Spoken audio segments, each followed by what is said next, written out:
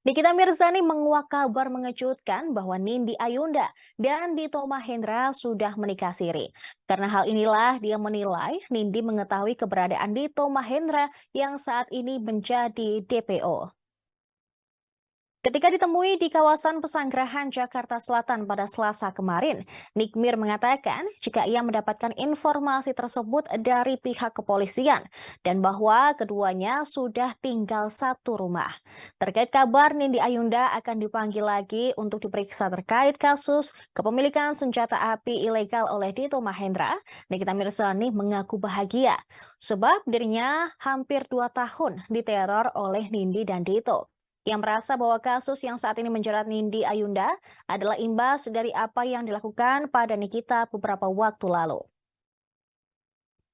Wanita yang akrab disapa Nyai tersebut juga menempatkan Nindi Ayunda sebagai biang keladi yang membuat dirinya mendekam di tahanan Polres Serang Kota atas tuduhan pencemaran nama baik. Dia optimis Nindi Ayunda akan ditetapkan sebagai tersangka buntut kasus Dito Mahendra terkait kepemilikan senjata api. Nindi diketahui dijadwalkan untuk menjalani pemeriksaan sebagai saksi karena diduga menyembunyikan Dito Mahendra pada Jumat mendatang. Nikita Mirzani pun bingung mengapa Nindi Ayunda tidak mau memberikan informasi kepada polisi terkait keberadaan Dito yang namanya sudah masuk dalam daftar pencarian orang alias DPO.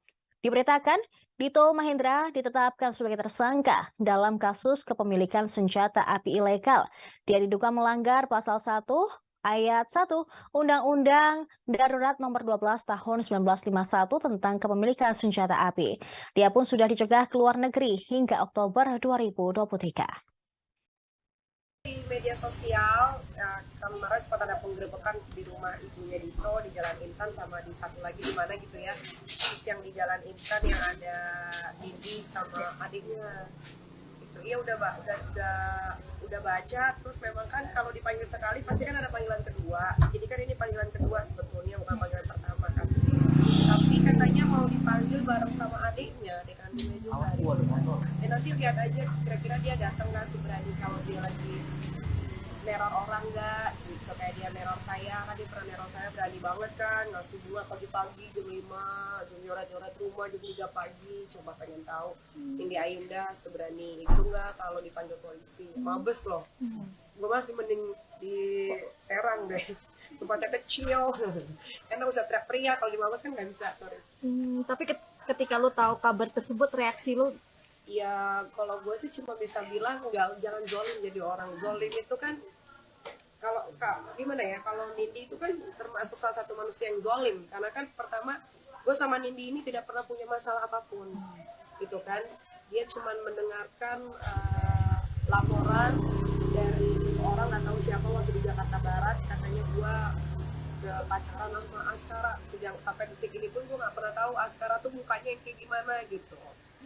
Jadi gara-gara itu mungkin padahal dia yang punya hubungan dengan orang lain, tapi dia coba untuk memutarbalikan fakta gitu. Tapi kenapa yang dipilih gue? Mulailah teror-teror itu terjadi. Makanya dia zolim, gue bilang, makanya jangan jadi orang yang zolim gitu. Kecuali kalau dia berbuat jahat sama gue pernah berbuat jahat sama dia, masih make sense gitu. Tapi kan ini enggak sama sekali, dan gue pun nggak tahu masalahnya apa. Untuk pemanggilan pertama kan kemarin mangkir nanti. Terima kasih sudah nonton. Jangan lupa like, subscribe, dan share ya.